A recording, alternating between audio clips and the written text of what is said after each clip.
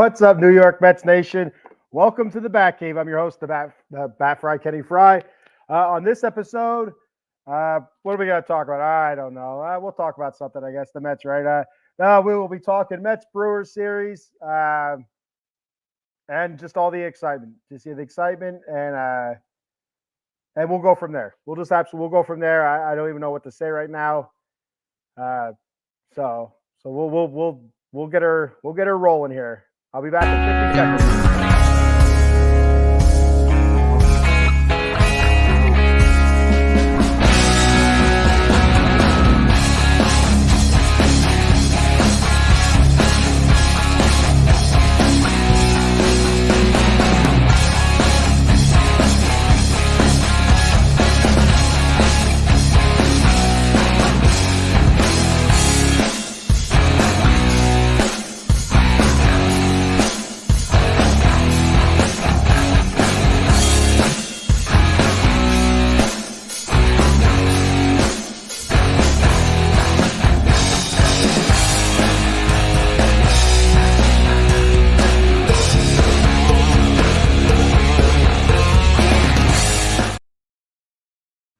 Good morning, New York Mets Nation, and welcome to the Bat Cave. I'm your host, the Bat Fry, Kenny Fry, and woo, man, what a freaking night. The range of emotions being felt by Mets Nation last night. It's hard to explain. It's unbelievable, absolutely unbelievable. For it to come down to that, you knew it was going to come down to that. You had to know just all the doubt surrounding this team from the outside. For the most part, I think most Mets fans, a large portion of Mets fans, believe in this team. They know how exciting this team can be, and I've talked about it on here before about how exciting this team is and how excited I am for this team. I've mentioned it a couple episodes ago, how I'm more excited for this team this year than the 100-plus win team from 2022.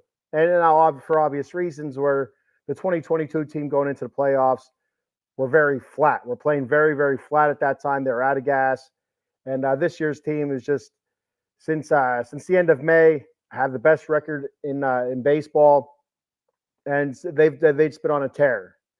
They've been on a tear since the meeting, and Lopez glove throwing thing. The whole DFA thing that happened with him. Then we've been on fire, absolute fire, and been for the most part fairly consistent. Now every team, even teams with the best records, they go through lulls. But the Mets, like I said, the best record since the end of May. They've hit some valleys there, but they had a lot more peaks and valleys leading into the playoffs. So you felt some confidence. Even they took 3 or 4 from the Phils. They go into Atlanta. They lose that first game in Atlanta. Then the next 2 get rained out, and you're hearing about the doubleheader on Monday. There's no time between the doubleheader and the wild card round. What are we supposed to do? That's not right. That's not fair. Well, let's go to Arizona. Let's go to Milwaukee, win the games there, and clinch the wild card berth early, and then the Monday won't matter. But that doesn't happen. We go to Milwaukee, lay a couple of eggs, but we do take one from the Brewers. There at the end, Milwaukee has been an absolute house of horrors for the Mets. Dating back to last season, I think even 2022, if I remember correctly.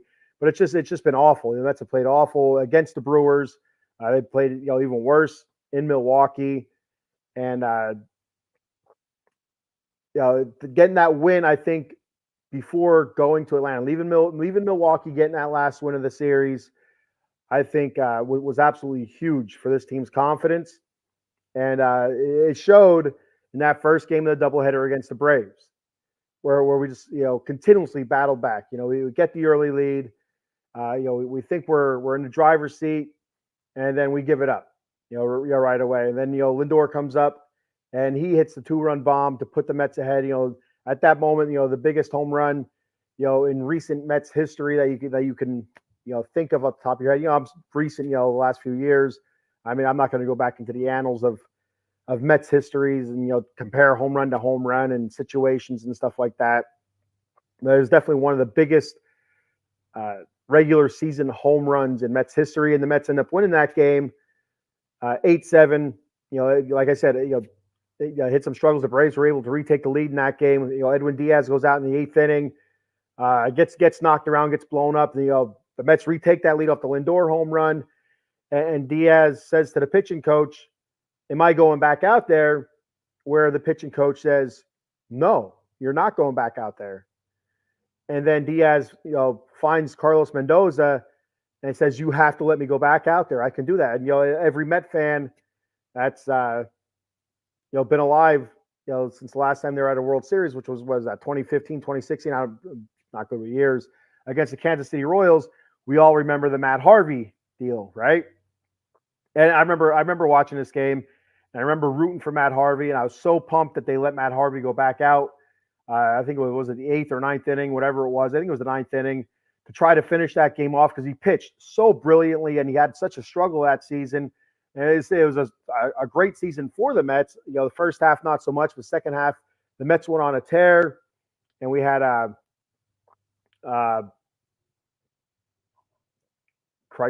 Daniel Murphy, just absolutely crushing the ball. He was like carrying the team on his back. The place, Citi Field, was electric. It was absolutely electric. DeGrom and Syndergaard. Like I said, Steven Matz even. But you didn't have Matt Harvey. Just wasn't up to snuff. He had some decent games, but for the most part, he was not who he was previous seasons. He was not our Dark Knight. And for him to go into the World Series, the Mets are down in the series. What was it? I think 3-1. And I believe that was the series clincher for the Royals.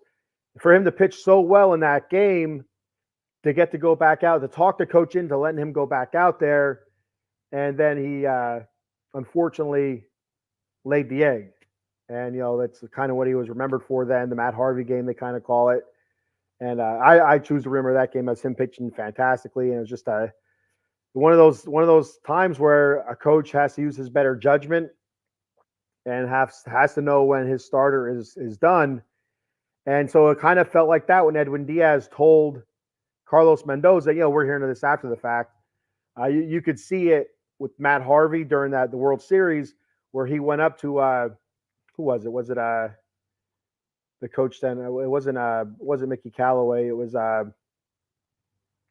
can't think of his name right now. But anyway, he goes up to the coach and he says, you can just see it on his face, and you can kind of read his lips. He's, "I'm going back out there. You're not taking me out of this game. I'm going back out there." And they're kind of going back and forth, and he let him go back out there. And unfortunately, it went to shit. Well, Edwin Diaz, I didn't see any video of him telling Carlos Mendoza that he's going back out there, that he wants to be left in, that he can do it.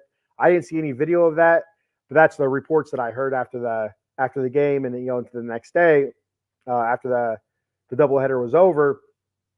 And Carlos Mendoza let him go out there, and Edwin Diaz got it done in the 9th inning against the Braves. He did give up I think it was a walk, and I don't know if he just pitches better with runners on sometimes. I don't know what it is, but it always seems like there's somebody on base when the man is pitching, and they're always stealing bases on the poor guy.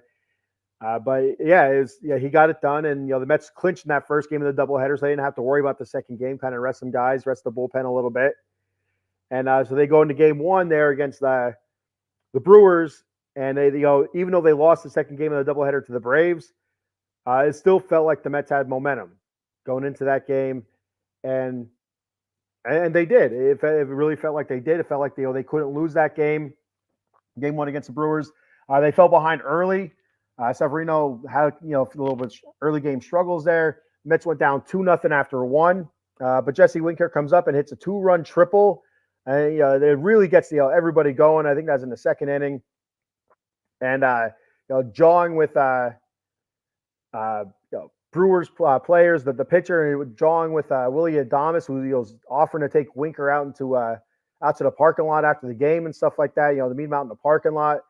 And I mean, I don't know, Jesse Winker. The flowing hair and stuff like that. It doesn't seem like he might be a fighter, but then again, after what I've seen in this series, games 1 and 3, he seems like he might be a scrappy fella. So I wouldn't, he seems a little bit nuts. So I wouldn't put anything past Jesse Winker. He looks like he could be a biter, or somebody that would punch you in the groin just to get the win. And I like those kinds of guys. It's all about winning. I'm a Raiders fan. Just win, baby. That's all it's about. It doesn't matter how you get there. It's about getting the dub. So he hits that 2-run triple. Jong with Adames. Marte hit a sac fly. The Mets go up 3-2 in that game. 4th inning, Brewers retake the lead with 2 runs. Mets bounce back again in the 5th with 5 runs in the 5th. And Iglesias, really kicked that off.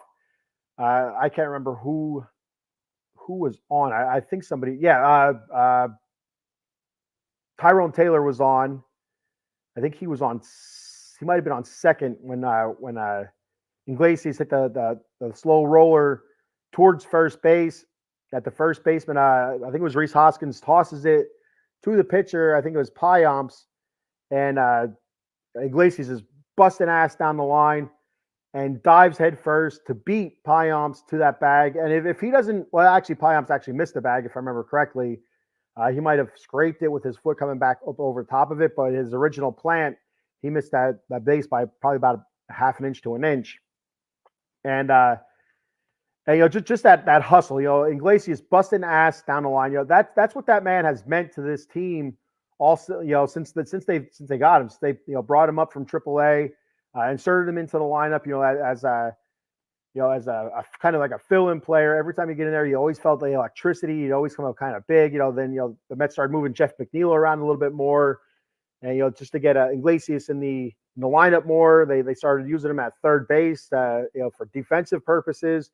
Iglesias has been an absolute lightning rod, and him diving into first, beating that out. Taylor scoring. I think it was from second base. Just electrified the Mets. Through the rest of that game, I felt like that was the turning point. And then Vientos had a huge single as well, scoring Lindor and Iglesias. And then JD Martinez got into it a little bit. He got himself a hit.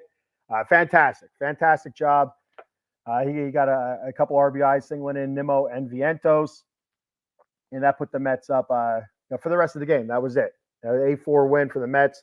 Luis Severino, 6 innings pitched, 8 hits, 3 earned runs, 2 walks, 3 strikeouts. He wasn't bad. He wasn't bad. He wasn't great. We've seen Sevy look better, but he got through it. He got through some early struggles. He found a little bit of a groove. Then hit a little bit of more struggles again, and they took him out. And the bullpen was awesome. Jose Butto, 2 innings pitched, 3 strikeouts. Ryan Stanek, an inning pitched, 1 strikeout. Awesome. Bing bang boom, gone. Frankie Peralta. For the Brewers, he went 4 innings. This I don't understand this. He went 4 innings pitched, 2 hits, 3 earned runs, 1 walk, 5 strikeouts, and they pulled him. Like he settled down pretty well after the second inning, I think it was.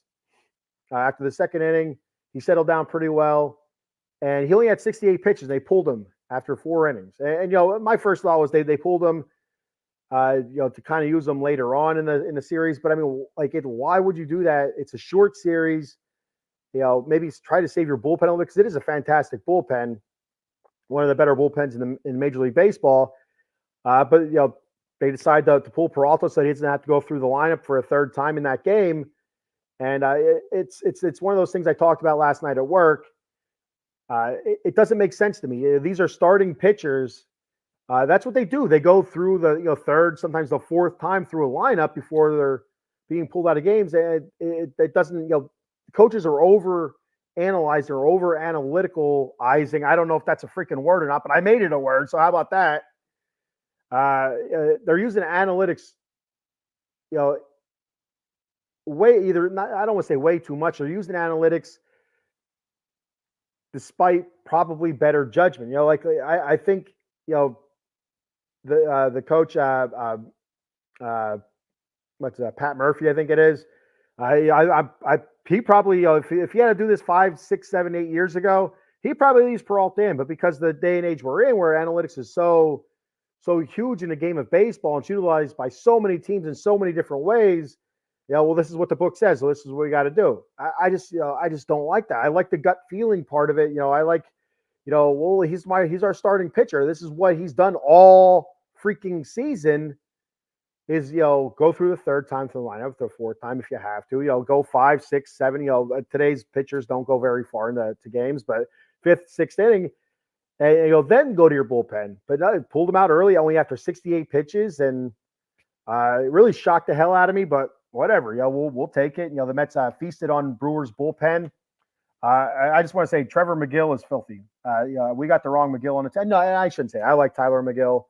I'm always have been a Tyler McGill fan. But definitely Trevor is the better of the two right now. Anyway, I got a couple comments before I hit game 2 here. Hey, there he is, Yuki Matsui. What's going on? He says, "Let's go." There we go. I like that. New York Mets don't deserve the polar bear. I'm guilty for talking crap about Alonso. I'm sorry, feeling gratitude for Pete. And that's something I wanted to talk to. I wanted to talk about, I should say. What was the amount of shit that Pete Alonso has taken this year? And you know what? I'm a huge Pete Alonso fan, backer, and I've supported him the whole season. If you can go back to all my shows, if you want, you're not going to find anywhere where I say the dude's a bum. He stinks. They need to get him out. I have said he needs to pick it up. He can carry this team. He needs to figure this out. He needs to figure it out. So it's stuff like that. But I've never once, called the man a bum, because I know what he's capable of. Every Met fan knows what this man is capable of. And it's been a struggle for him this year. And a struggle for Pete Alonso is hitting 240, was it 34 home runs, something like that, 30, 34, 35, 36 home runs, whatever it was, 80 plus RBI, almost 90 RBI. That's a struggle for him. I mean, for I'd say 90% of major leaguers, that's a career year. And I think what really got me listening to a podcast and listening to the one host who's a dual host. I'm not going to mention the podcast because I do enjoy that podcast. And I like both guys. The way they present everything and the way they talk about the Mets and their knowledge is just fantastic. I really enjoy watching them. But just the amount of hate and vitriol, or I shouldn't say hate, disdain and vitriol for Pete Alonso being spewed, it really pissed me off. It's like I had several things typed out for him, like I'm just gonna let it go because I'm just a ham and egger. You know what I mean? I'm a ham and egger in this whole podcasting game. I'm just a guy just trying to get by and whatever. I mean, I've been struggling getting on here. I don't know if you guys have noticed. I've been having a hard time getting on regularly because I've been going through some things with confidence with doing the podcasting. It's not easy sometimes, and I feel like that sometimes I don't present a very good product, and I don't like doing that. I want to put something out that people are going to enjoy. And I don't have to be the most knowledgeable, but I want to put out something entertaining. And I feel like I haven't done that in a while. And that's so I've been struggling putting anything out there. I really have, because every time I'd create a stream, I just wouldn't go on because either I'd probably fall asleep. That's most of the issue. But I would end up falling asleep before it was time. And I wouldn't wake up until like noon or 1. But I could easily have gone on then. But I've been struggling with some confidence with this, and so. But anyway, here I am. I'm not going to get into me too much. But you kind of understand, it's compare that to Pete Alonso, where the whole season, even though the numbers weren't terrible. If you just cover up the name and show those numbers, like anybody on any team will take those numbers. But it's Pete Alonso, and the dude has struggled all season to find it. And I'm not saying he even found it. This is one at bat, but just to feel the pressure that he's had on him the whole season with the whole contract talk and the struggles, and he's not clutch, and just this sometimes awful play at first base. And I've said it many times, and I stand behind it, that I still think he's a very good first baseman. He's not a Gold Glove first baseman by any stretch of the imagination. He'll never win a Gold Glove, and that's fine. I don't need him to win a Gold Glove. I need him to be good at first base. And for the most part, he is very good at first base. And we've seen him make time and time, make play after play, diving. And I mean, how many balls does the man dig out? That sounds weird. How many balls does the man dig out of the dirt in a game? I mean, it's unbelievable. And some of the picks that he has are just, really mind boggling. And then you see, like last night, the pop up and foul ground, and he dropped it, he missed it. It's like, it's like, so you take the good with the bad with fielding wise, and but it's a confidence thing the whole time for him. Making adjustments. It doesn't seem like he's making the adjustments, and just all season, I've been rooting so hard for this guy just to have a big moment. And it didn't seem like it was going to come. It didn't seem like it was going to come. But then last night, and this is one of the things that really bums me out about working night shift is I missed it. Watching it on TV anyway, I missed it. But before I left the house for work, I got changed and I still had the TV on, and the Brewers are up 2-0. They just went out bottom of the eighth, so it's going to the top of the ninth inning, and the Mets top of the order was coming up, and my first thought was, if we can get one guy on for Alonso, this will be his chance to at least have that big moment, and to kind of quell or kind of turn, not quell, kind of turn some people's opinion about him from this season. It's kind of just like one swing will scratch all that away. And for now, I mean, he comes into this Philly series, he struggles. We're going to hear it again. But for now, it would just, it would get rid of all of it. It's I just hoping so much for that man just to get up and just to smash it, and just to feel that release, just get rid of all that that pressure and that hate and that just the pressure. It's if it makes any sense. And so he, of course, I'm just going to skip game 2. I'm going to get right to this anyway. The Mets lost game 2. We all know that. I was going to go through that whole. Now I'll talk about game 2. Then I'm going to bounce back and forth. I got CP or not CP. Yuki is really throwing some comments out there, so I'm going to get to them real quick before I get where I'm at, because I'm losing places. I'm starting to ramble. He says, I'm coming to Citizens Bank Ballpark looking for trouble. Can I call you to bail me out? Yes, you can call me Yuki Matsui, and I will bail you out. But if you call me under a different name, I'm not going to know who it is, so it has to be under Yuki Matsui. I don't know. That's how I know you. So yeah, but you know what? I was looking at it because I'm 2 hours away from Philly, 2.5 hours away from New York City. So I was looking, like, well, Philly. I've been to Citizens Bank Ballpark. I've been to the Link there in Philly a couple times. It's not hard to get to, so I'm like, maybe I can look to get tickets for Saturday or Sunday, and show up there with my Mets gear on and get hollered at and called names or whatever. Which fine. That's not a big deal. I don't feed into it. I don't care about it. And then I looked on last night. I looked on Ticketmaster for tickets, and the cheapest ticket was over $300. Like, that ain't gonna happen. I'm not gonna spend that kind of money, to sit in the nosebleeds and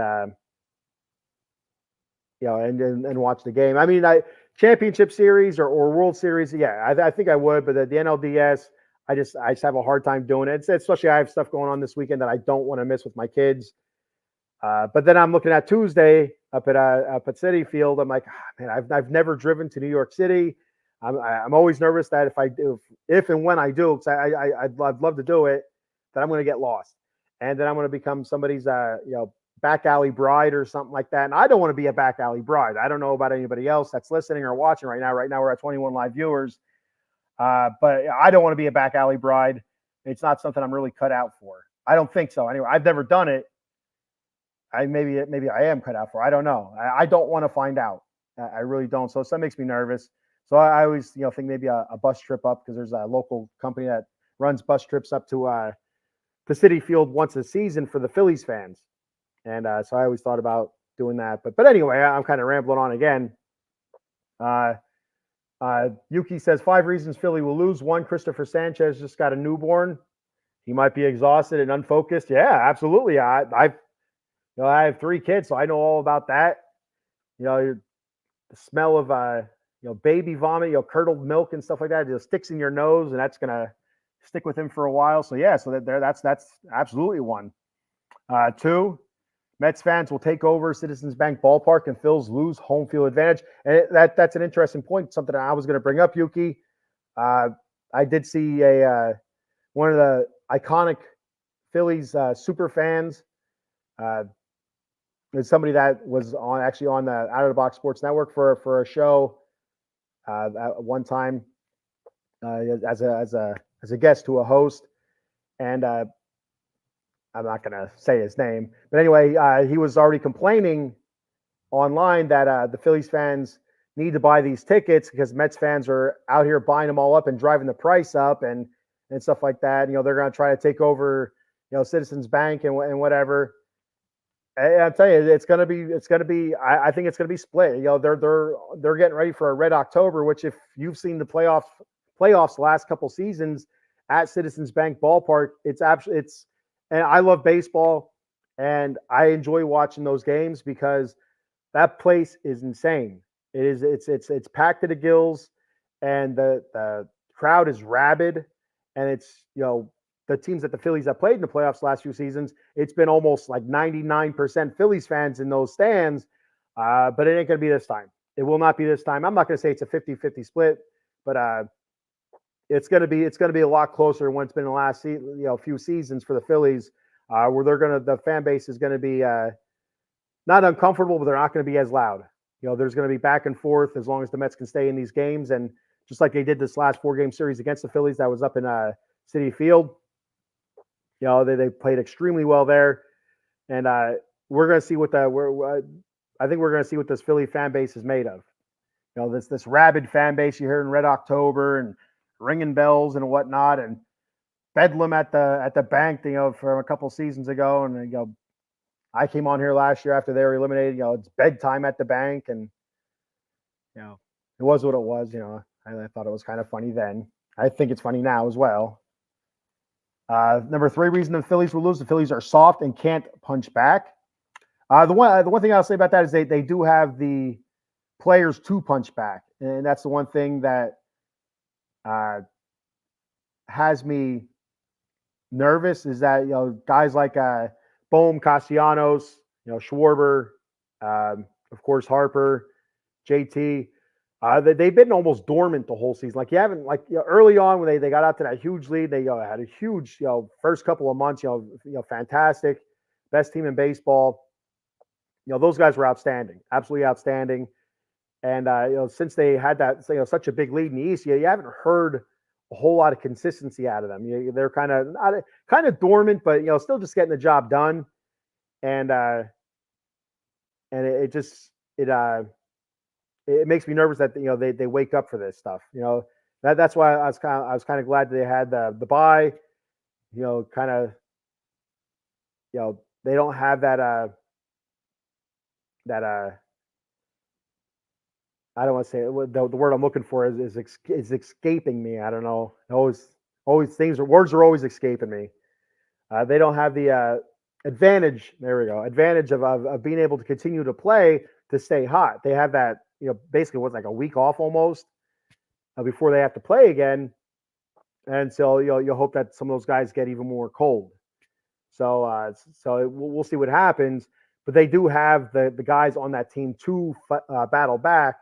They just haven't shown it much this year because they haven't had to. Guys like Castellanos and Bohm, they make me nervous. Trey Turner, as well, guys like that. They can turn it on. It seems like Castellanos, for some reason, he comes up big in games when the bigger bats are not. Alec Bohm, he's had at least for the most part, from what I don't watch him every day, but for the most part this season he had a pretty good season. I don't for some reason I feel like he's hurt, but I don't know if he still is or isn't. It seems like a bunch of those guys have spent some sort of time on the injured list. But they have the guys to punch back. They just haven't done it. They haven't had to do it either, though. 4 of the Phillies wrapped up the season since May. There we go. So that's what I was just talking about. The playoff format favors wild card teams staying hot, being able to continue to play through and keep that momentum. And it's stuff like that. It's stuff that gives me hope for the Mets, versus the Phillies, and just also the core group of this team, the guys that people counted out, the moves that were made in the offseason by Daniel Stearns. I lost my train of thought there for a second. I keep getting Daniel Stearns and David Stearns mixed up, so I don't know what the hell I'm Stearns. I'm just gonna call him Stearns. I always get them mixed up. But anyway, the moves they made in the offseason, were heavily criticized. Who are the Mets? The Mets only have $11 million to spend. People are hearing, $11 million to spend in the offseason. That's why they're not, getting this guy, or this guy. That's why they're not trying to get this. And, big time pitchers. That's why they're, getting these guys that have been bums for the last couple of years. And all these relievers, 10,000 relievers being signed. And then, JD Martinez, wants more money. And, finally JD comes, for was it 12 million or whatever. And just a lot of criticism. And I'm as guilty as charged, with that to a point. I didn't criticize so much the moves, like Severino or Manaea. The moves that I believe I said weren't terrible moves because they've had in their recent history really, really good seasons. And it's just the past season or two where they haven't looked good. And that's where I thought those were good moves. Now all the bullpen stuff, I just didn't understand all of it, because you're looking at a lot of those bullpen guys, and their recent past wasn't good, and the season previous to the Mets joining the Mets wasn't good either. And so I didn't understand it. But also, I've said on here a bunch of times that bullpens are so hard to pick. You might have, there are elite bullpen guys where every season they're good. They're good at their job.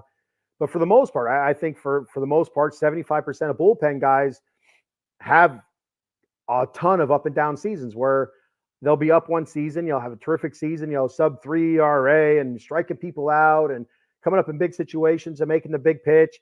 And then the next season, their ERA is 6 or 7, and they're playing in the Mexico League the next year, and they come back up and they're pitching to a 2 ERA, they're in an all-star game, and it happens all the time. So, and I've looking back on it now, that explains why he signed so many different relievers throughout, the off season and into the season and throughout the season, and having club options and stuff like that, and whatever, so you can move it up and down from AAA and move them around and whatnot, and DFA, all that good stuff. It makes sense after you look at it. It made a ton of sense. And then, it came to the All-Star, or not the All-Star, but it came to the trade deadline. And, the Mets didn't make any big moves. We need a top-of-the-line starter, and, we need another bat. And, the biggest moves, we made were Maton and Stanek and Paul Blackburn and Jesse Winker. Those were our big acquisitions, and, a lot of crinkled up noses at that, and like what the hell are the Mets doing? They could have went out and got this guy, but not wanting to give up the farm for it.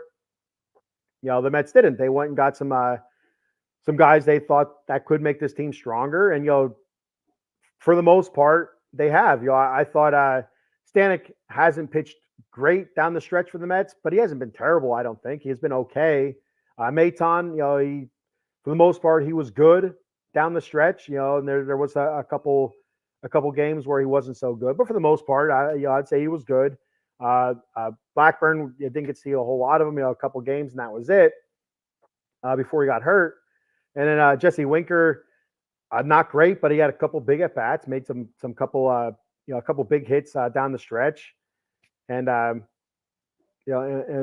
that was that. So nothing flashy, but then you fast forward to to crunch time here, playoffs, and we see Ryan Stanek, great job in game 1, 1 inning pitch, nothing. Game 2, 1 inning pitch, and he got out of the inning in just 11 pitches, and this is where the criticism kind of bubbled up. I don't even know if that's the right word or not. I want to use, but that's what I'm going to use because I already said it. Was pulling Stanek out and putting Maton in. After Stanek just threw 11 pitches and just went right through the Brewers, and they bring Maton in and he gets shelled, he gets rocked. And so what are you going to do? And Edwin Diaz was not available. I don't care what Dave Yarnell says. If Dave is watching, it's an argument I had with Dave last night when I was all pissed off, and he's ripping my ass about Edwin Diaz not playing in game 2 when the Mets were ahead. like I said today, he threw 50 pitches in game 1 against the Braves in the doubleheader. He was not available 2 days later. Throwing 50 pitches for a reliever, for a closer especially, is like throwing 110 pitches for a starter. He's not going to be available 2 days later. And Carlos Mendoza did say that Edwin Diaz, if he was going to be in, was only going to be able to go a couple batters. So that does not mean a couple innings. So if you're going to use Edwin Diaz for a couple batters, you're going to use him in the 9th inning with a lead. That didn't happen game 2 because Baton came in and he got shelled, and that was that. So fast forward to last night. Edwin Diaz, a couple days rest now available for multiple innings of work, and after Jose Quintana is pulled out of the game, they go to Jose Butto. And I'll tell you what, Quintana, I mean, just fantastic. I mean, what a turbulent season for that guy as well. I DFA'd him a couple times, halfway through the season. I think a lot of the Mets fans did as well. He was struggling, and he was not getting anybody out midway through that season. Where the rest of the Mets pitching staff was coming around and starting to pitch really good ball, he seemed to be pitching worse and worse and worse, like through June and early July. But then as the summer started heating up even more, it seemed like he kind of found himself. He kind of found, okay, this isn't working, so I got to start doing this. And all of a sudden, he started becoming that reliable pitcher again. And down the stretch, he was awesome down the stretch. Throughout August and September, he pitched awesome. And then last night's game, you couldn't ask any more from him. 6 innings pitched, I believe it was. I have it written down. Yeah, Jose Quintana, 6 innings pitched, 4 hits, 1 walk, 5 strikeouts, 94 pitches. Awesome, absolutely awesome. So they go to the bullpen. They bring in Jose Butto, and I was fine with the Jose Butto call by Carlos Mendoza. I didn't think it was a terrible call. Jose Butto, for the most part this season, as a reliever, has been very, very good. I think down the stretch he struggled a little bit, but for the most part this season, when he became the reliever, he was very good, very good. Probably our most consistent reliever. And he goes out there and unfortunately it just doesn't go his way. He gets rocked, gives up back-to-back home runs to start. I think it was to start the inning. I don't know if he recorded an out first or not. I don't remember. But he gives up a pinch hit home run to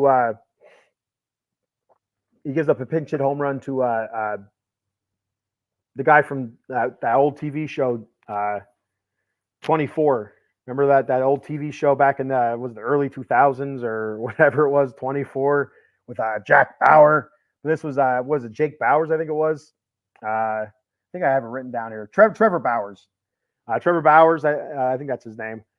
He leads it off or whatever. I don't know if he let it off or not, but with pinch hit home run, crushed it. He absolutely crushed it. I think that was I don't know if that was on a full count or not, but he did foul a couple pitches off, and he crushed it. Then the very next pitch, Sal Frelick gets up and he hits even further. At least that's how it looked anyway. But he crushed it as well. Mets down 2-0. That place is going absolutely bonkers. Then Pete Alonso drops that pop up. I think that was all the same inning. And you see the fans there at the net laughing at Pete, mocking Pete, laughing at the polar bear, making a joke out of the man. And nobody felt worse than he did. Absolutely, nobody felt worse than he did. And I can guarantee you the whole Mets fan base that has been all over Pete's ass this season, calling him a bum, and they need to get rid of him. All this to trade him at the trade deadline stuff.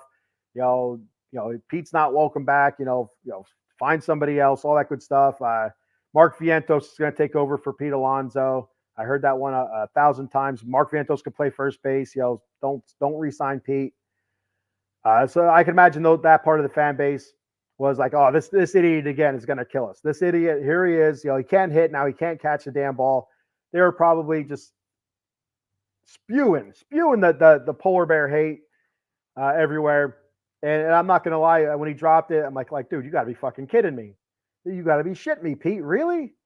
But, I mean, if you go back and you watch that play, it's not an easy play. It really isn't. He's trying to settle under it. Well, now he's starting to backpedal a little bit, settle under it. It's close to the net.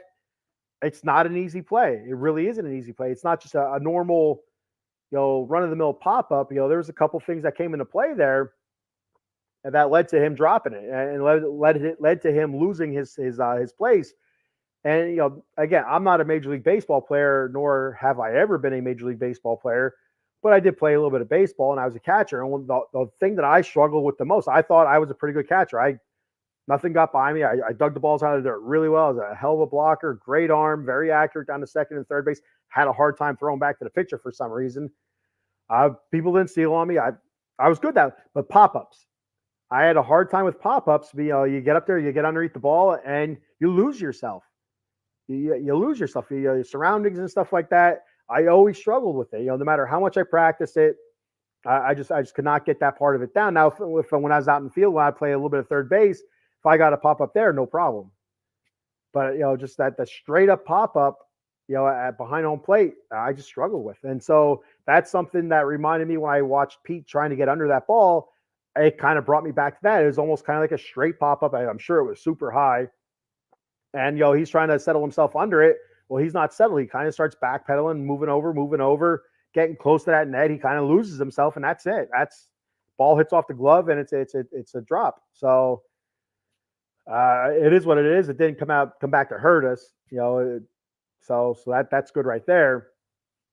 But they end up bringing Edwin Diaz. Actually, Edwin Diaz was in already when that happened. You can kind of see the disgust on his face. I think that would have been a third out of the inning. But anyway, they bring Edwin Diaz to get the final 2 outs of that inning. That was the 7th inning, and he shut down the Brewers for that, and then he comes back out in the 8th inning. After the Mets, I think the Mets went down in order. I could be wrong. They're in the 8th inning, and they go down. The Brewer, Edwin Diaz goes out there, and I think he walked the guy. Either walked or gave up a single. I'm not 100% sure what it was. Yeah, I think he walked the guy. And but he goes out there and he gets the job done. He gets that inning pitched, threw 39 pitches. And speaking of the devil, I was just talking about him before. I don't know if he was watching it or not. Cowboy Dave. Dave, I was talking about how we had to argue last night, how you caught me at one of those times where I'm the Mets just gave up 2 runs. Now I'm all pissed off. I'm bummed out, and you're riding my ass about Edwin Diaz not going in game 2. And again, I'm not going to get into it now, Dave, because I feel like I've said my piece. You said your piece. We can disagree. We can agree to disagree on it. And my point was that the relief pitcher that threw 50 pitches, that's a closer, not like a long relief guy, on a Monday cannot come back in on a Tuesday or a Wednesday to be at his best and ultra effective. And like Carlos Mendoza said, that Edwin Diaz, if available on Wednesday, would have only been available for a couple of batters. Then he comes in last night. He gets the job done, going to inning and 2/3, 39 pitches. And, if he goes in on Wednesday, he's not available today. So last night, meaning Thursday. So who knows what happens then? So, I mean, like the universe had all kind of lined up and, took care of itself there. But Dave says, Panda going yard and a double play to end it, big man. You were going nuts. You know it. And so I'm getting to that part of the story here, Dave, and it's not Panda. It's Polar Bear. Even though I'll tell you what, to get off subject here of baseball, my TikTok feed is just absolutely filled up with Panda videos. I can't get enough of watching those critters do whatever the hell it is that they do. It's unbelievable that those animals are in existence. Panda bears. I mean, I just watching them. Again, they're in zoos. This isn't the wild or whatever, but they're rolling around. Just playing and climbing trees and falling out of the damn tree, getting their heads caught and stuff. What kind of goofy ass critter is this thing? It's just it's like nature's clown or something. I don't know, but I love it. I can't get enough of it. But anyway, back to the game. So the Mets, Edwin Diaz gets through the 8th inning there. The Mets go to the top of the 9th against one of the best closers in the league. And we seen him the day before. It's no big deal, Dave. I know you knew who Pete Alonso was. I was just kind of busting your ass with the Panda thing. But I'm glad you brought Panda up because I wanted to bring up the Panda story. Anyway, so that takes us to the top of the 9th against what's his name, Devin Williams.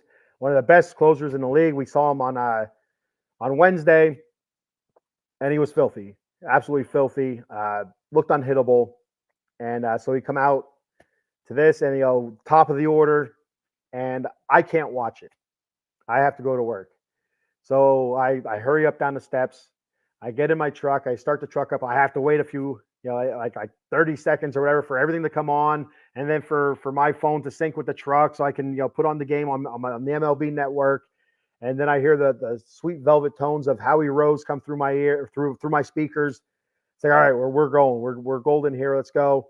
And so by the time I get in my truck and get the game on, Lindor's on and Vientos is out. So I didn't see those at bats. I had to go back and rewatch it. Lindor ends up walking, battling through a really tough at bat, full count, and he has a check swing where he did not go. You go back and watch the replay, he did not go. So any Brewer fan or baseball fan says Lindor went, you're talking out of your asshole on that one. He's nowhere near going on that check swing. But anyway, so he gets the free pass to first base. Then you have Mark Vientos, who also had a very good at bat, but he ends up striking out. A young guy, he's been huge for this team all season, and he's come up some big spots here in the playoffs as well so far. A couple nice hits, a couple big hits, a couple RBI. But he had a very good at bat against Williams and against the closer. And I hope to God his name is Williams. I think I have it written down. I don't know. I'm trying to remember, but for some reason I'm doubting myself that it's actually Williams now. But anyway, excuse me.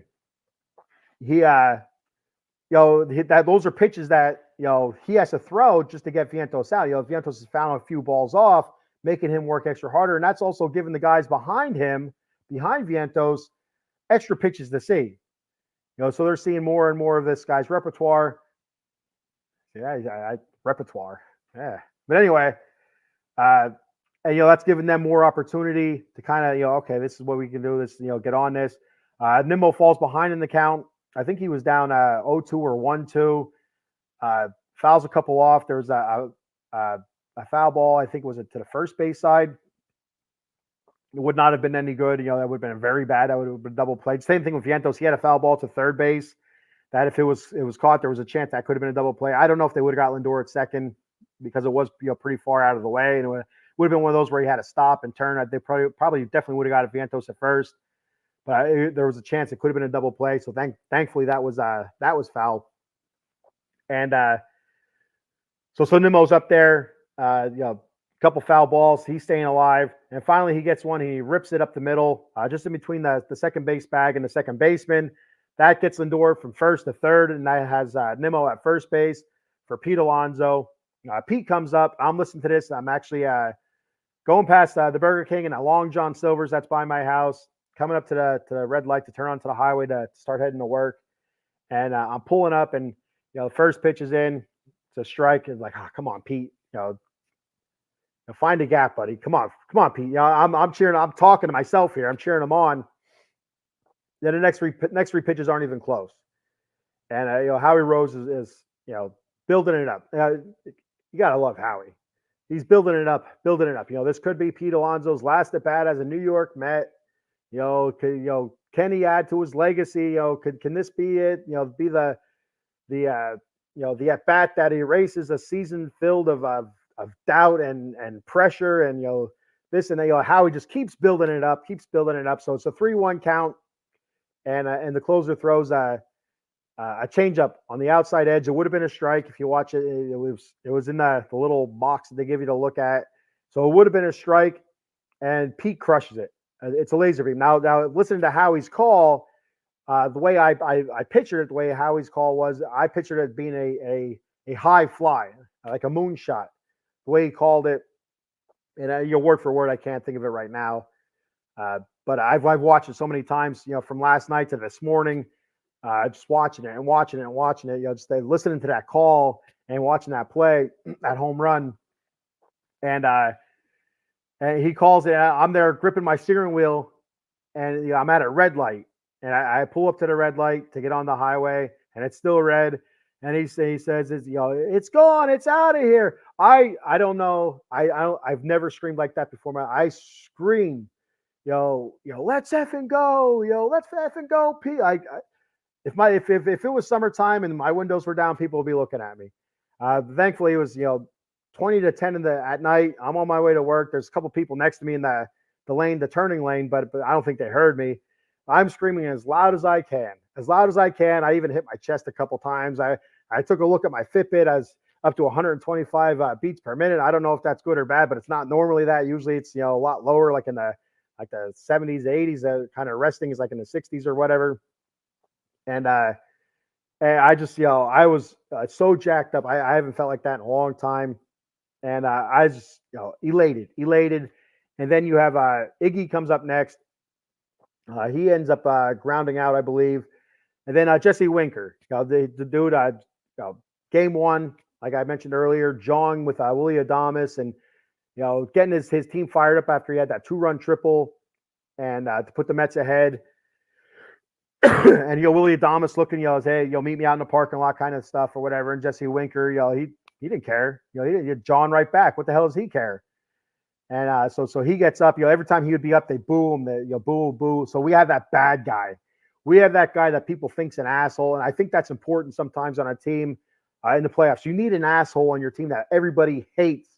So when he comes up big, they hate him even more, and it almost feels inevitable sometimes that he's going to come up big because you just hate him so much. Oh, this guy's going to screw me. I know it, because I hate him so much, and that's what happened. Now, he didn't have a big hit or anything like that. He got up there and he got hit by a pitch.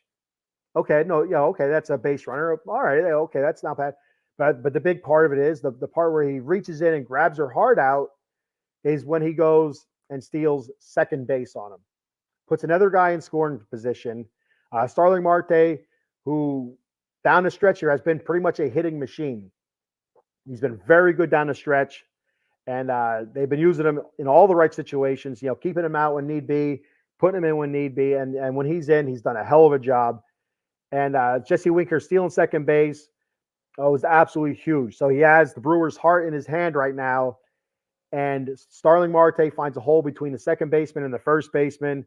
And Winker goes from second to home, gets up. First thing he does is he crushes that heart of the Brewers, takes off his batting helmet, spikes it to the ground, smashes that into 10,000 pieces. He's screaming at the pitcher. The Mets needed that attitude. They needed a guy like that just to bring that extra edge, I think. And I see this team, and it's just something special about it. It's just something, and I've said this all season long, that this team gives me the 2022 Phillies vibes. I just get the vibes from it, like it's the 2022 Phillies. Now, I can't remember who the asshole on the team was for the 2022 Phillies, but I'm sure they had an asshole on the team that everybody hated. That always continuously came up big.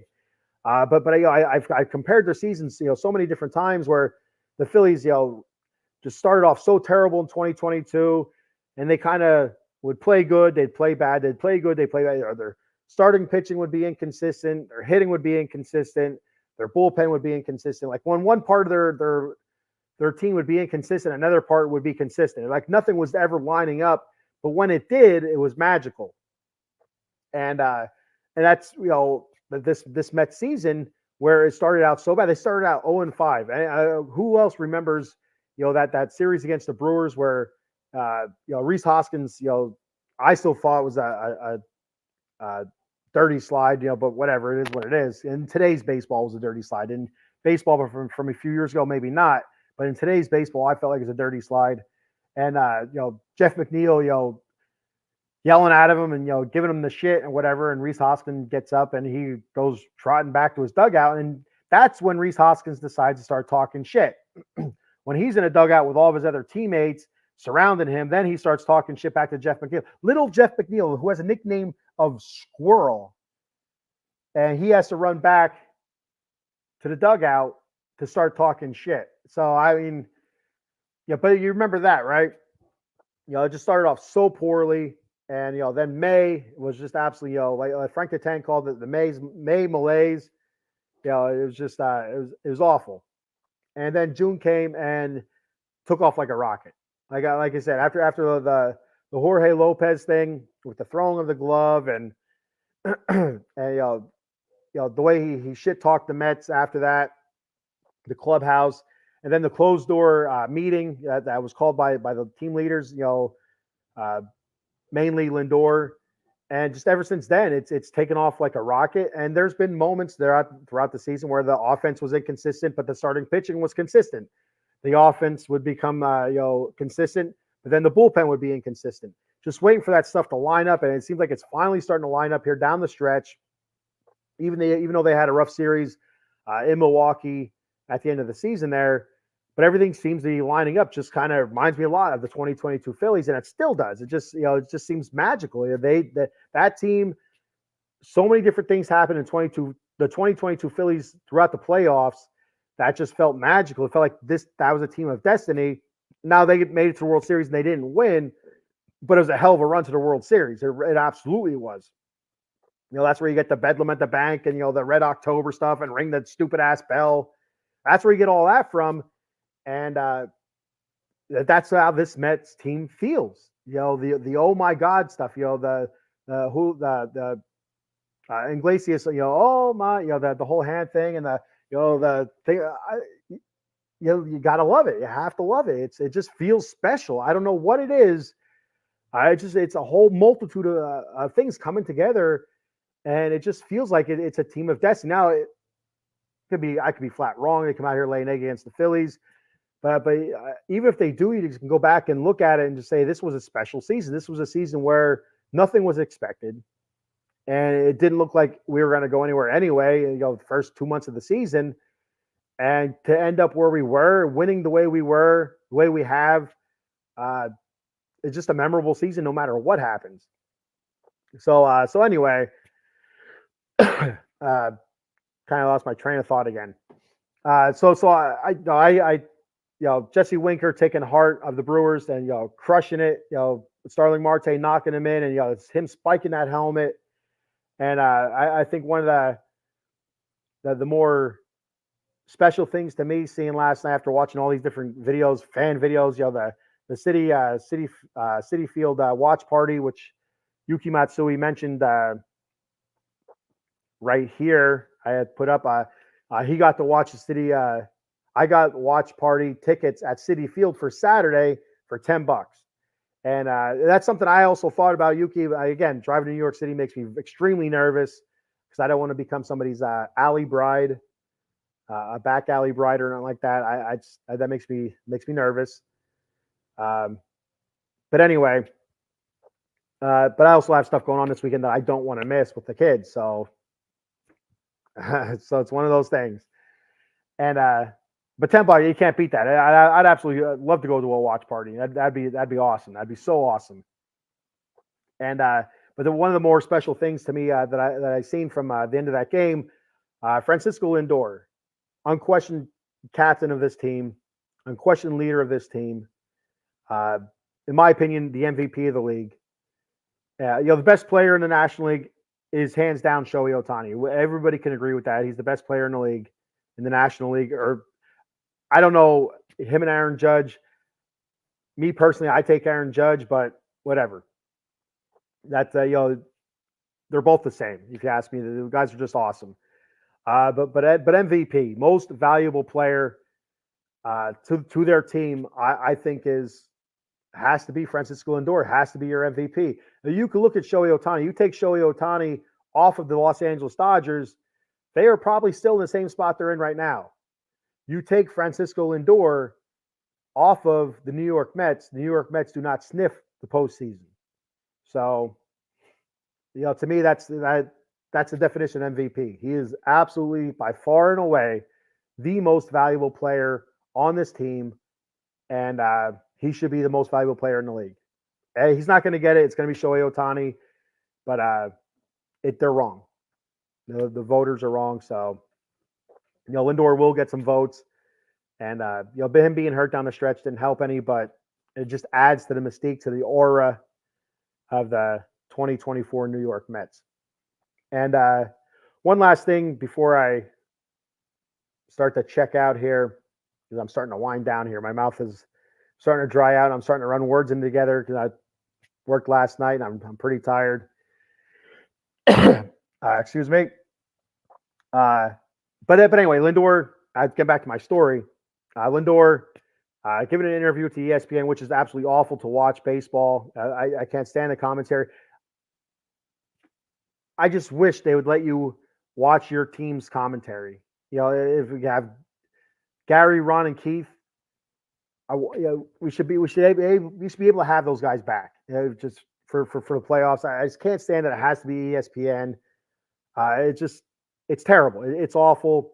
I'm so glad. I am so glad that I was able to hear Howie Rose call that Pete Alonso home run instead of watching it on ESPN. I would have loved to have watched it live, but in hindsight, I'm so glad I got to hear Howie Rose make that call. That's something I'll never forget. As corny as stupid as it sounds, I'll never forget that. I'll never forget that. And it was special, absolutely special. But anyway, back to Lindor, giving an interview with ESPN. He says, they're doing a team picture. I got to go. Thank you guys. All the pleasantries and all that stuff. He takes the earphones off or whatever it was, headphones. He goes running over, and he just whips them into a frenzy. He gets in the middle of that whole group. They're all getting ready to pose for a picture. They're all, set up and stuff. Gets in the middle, let's go, let's effing go. And, just screaming and shouting, getting them all pumped up. I mean, I took a screenshot off of it from TikTok. It's amazing. Absolutely amazing. That's the 2024 Mets in that picture right there. That is the 2024 Mets. One team together playing great baseball right now, and you just feel something special brewing. So, all right. I've been yapping here for an hour and a couple of minutes. I'm going to go ahead and wrap this up now. So before I do wrap it up, I got our sponsor to throw out here. Of course, we all know our sponsor. If you've seen the show before, you know the sponsor. Our boy, Jason Fine, J Fine Law, attorney Big Al. You can reach Big Al at 1-800-HURT-123. That's 1-800-HURT-123. Jason Fine specializes in motor vehicle accidents, slip and fall, workman's comp, and personal injury claims. He has 3 office locations conveniently located throughout Pennsylvania and New Jersey. His office in New Jersey is located in Cherry Hill on 3 Greensward Lane. The phone number there is 856-209-5258. And for all you people in Pennsylvania, he has an office in Pittsburgh. With the office is located on 500 Grant Street, Suite 2900. The phone number there is 412-365-8151. And in Philadelphia at 1628 JFK Boulevard, Suite 2120. And the phone number there is 267-888-2980. That's Jason Fine, attorney Big Al. So real quick, go ahead and follow, subscribe, Out of the Box Sports at OOT Box Sports on YouTube and X. And they're also on Facebook. Just type in Out of the Box Sports or Out of the Box Sports Entertainment, and you will find us. But for YouTube and X, please follow us, subscribe. Very much appreciate it to all the YouTube subscribers and the X followers. OOT Box Sports for YouTube and X. And for me, I appreciate everybody that follows me. I said earlier, I'm a ham and egger. I'm a nobody. I don't know how many followers I have on X. Not a lot, but I appreciate every single one of them. And I don't know if they actually watch a show or if they even know. They just because I follow them, they follow back. Kind of thing. If they've even seen my face before, but either way, I appreciate it. But you can follow me on X at the Batcave OOTBS. That's the Batcave OOTBS. That's on X. And my YouTube channel, I have 10 subscribers now. We're moving up, baby. So give me a subscribe if you can. If you don't mind, I appreciate it. At the Batcave _OOTBSE. That YouTube channel handle, once again, is the Batcave _OOTBSE. And that's my YouTube channel. So I appreciate that if you gave that the old subscription and hit that notification bell. Thank you. If you do, if you don't, it's fine as well. I don't care as long as you find the show somehow and watch it and throw your comments out. I appreciate everybody that commented today. Yuki Matsui, Cowboy Dave. I appreciate it. To the people that are watching right now, 31 live viewers. I know it's not a whole lot right now, but hopefully so a lot of people go back and rewatch this. And